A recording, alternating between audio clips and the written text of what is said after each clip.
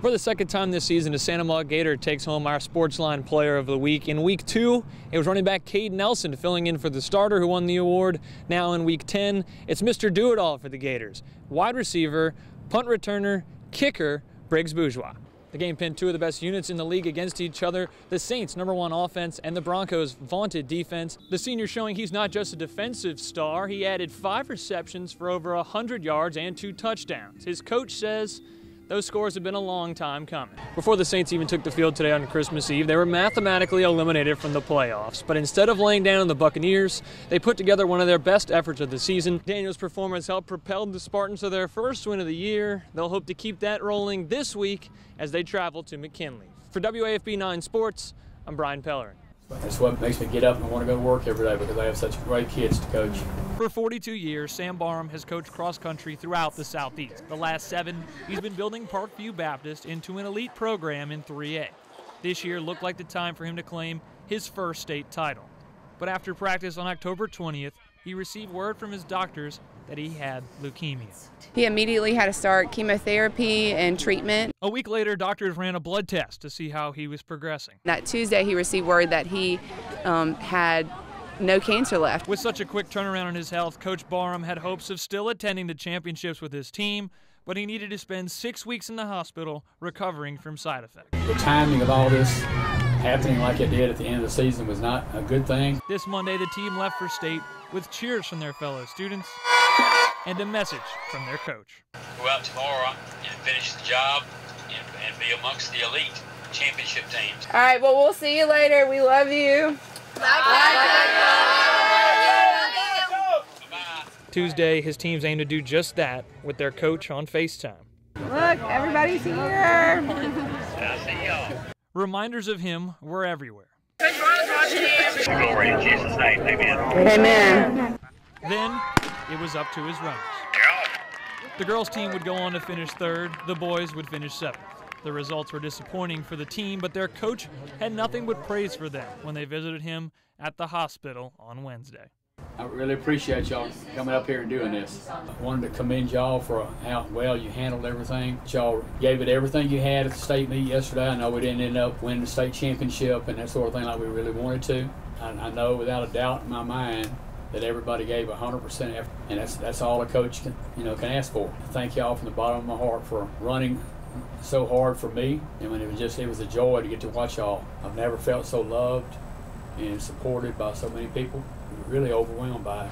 I mean, that has kept me from being depressed. Every day, just getting something from somebody that just lifts me up and encourages me. I love y'all. Love you. Y'all mean the world to me. Brian Pellerin, WAFB 9 Sports. Last season, Southern Lab claimed its first state title in 20 years, but the Kittens lost 3 offensive stars from that team, including quarterback Bladrick Veal.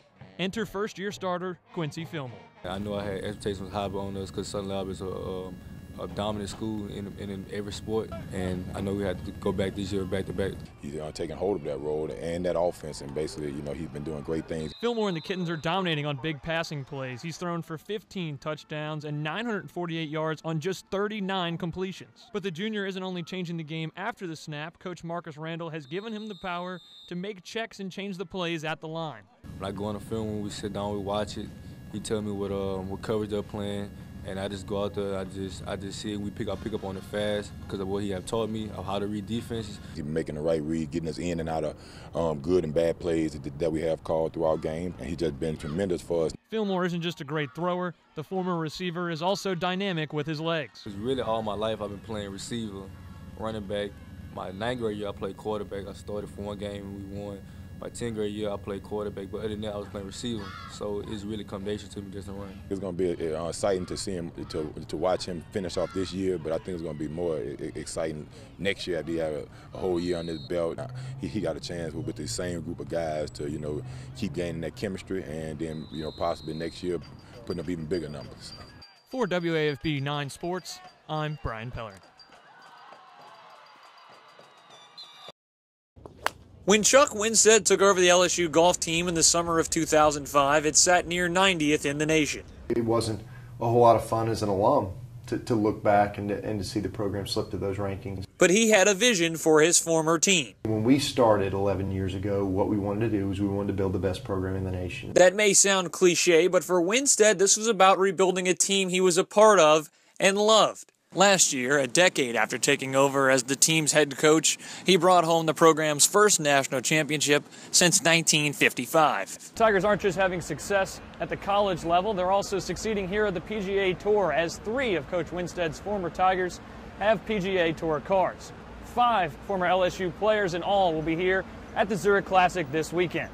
One of the goals of the program is to help guys achieve their dreams, and a lot of these guys certainly aspire to play on the PGA Tour, and it's really gratifying, you know. Not long ago, David Toms was the only Tiger on tour, but now that Winstead's players are starting to make an impact at the next level, Toms is happy to have some company. It's nice to see some fellow alums out here playing, and not only playing, but playing great. It's one thing to, you know, have a tour card and to be eligible to play, but to go out and really play well and contend, that's what they're doing. Smiley Kaufman, though only a rookie on tour, is also welcoming the company of his former teammates at LSU. It's a matter of time before they all get out here, and there's plenty of other guys too that are very good at LSU that I think will be out here one day too. Until then, Kaufman, Toms, and the rest of the Tigers on tour will keep chasing LSU's first major championship since 2001. For Tiger TV Sports, I'm Brian Pellerin.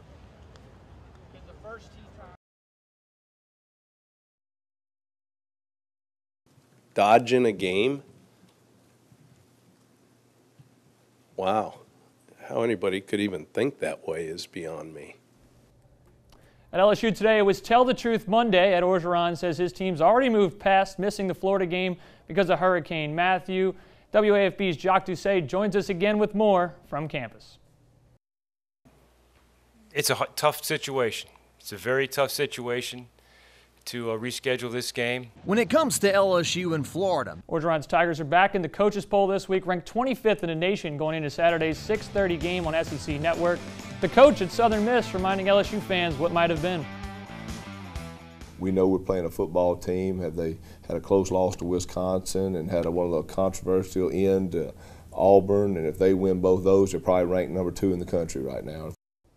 Looking ahead a little bit, next week's game with 13th ranked Ole Miss moved to 8 o'clock in Tiger Stadium. Aleve has already ruled out playing Florida the week after. The Gators would have to move up their rivalry with Georgia after not moving the LSU game this past Saturday. It was more than a strange Saturday. And as I sat there and kind of watched some ball games and really couldn't help but focus really on, you know, our players and their families and what they were going through. Bel Air head coach Claude Coleman tells 9 Sports the LHSAA is investigating his 5-1 Bel Air team, and for use of an ineligible player could lead to forfeits of 5 of those 5 victories. Coleman says the player involved had a legitimate grade change and didn't play in the games in question. Coleman says his team is 3-0 since he fired 3 assistants after their only loss against Broadmoor, and thinks one of his ex-employees may have triggered the investigation. Also, get your nominees in for the Sportsline Player of the Week. We'll have that winner on Wednesday night at 10 o'clock in the news.